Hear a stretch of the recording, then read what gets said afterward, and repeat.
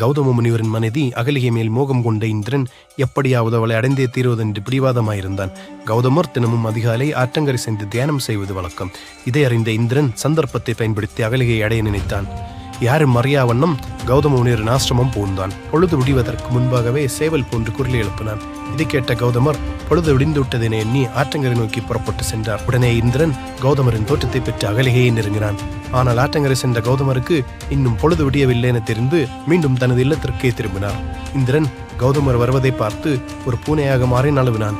இருப்பினும் கௌதமருக்கு வந்தவன் இந்திரன் என தெரிந்து அவனுக்கு சாபமளித்தார். அதுபோல அகலிகையையும் நீ கல்லாக மாறுவாயர் என்று சபித்தார். இதற்கு விமோச்சனமாக ராமரின் பாதம் முன்னே தீண்டும் சமயம் நீ என்னை வந்தடைவாய் என்று கூறினார். பின்பு ஒரு நாள் விஸ்வாமித்திரர் தனது யாகத்தை முடித்து ராமலட்சுமணனுடன் மிதிலைக்கு சென்று கொண்டிருந்தார். அப்போது வழியில் ராமரின் காலில் ஒரு கல் இடரவே அக்கல்லிருந்து அகலிகை தோன்றினாள். பிறகு அவள் கௌதம முனிவரிடம் சேர்ந்து வாழ்ந்ததாக புராணங்கள் தெரிவிக்கின்றன.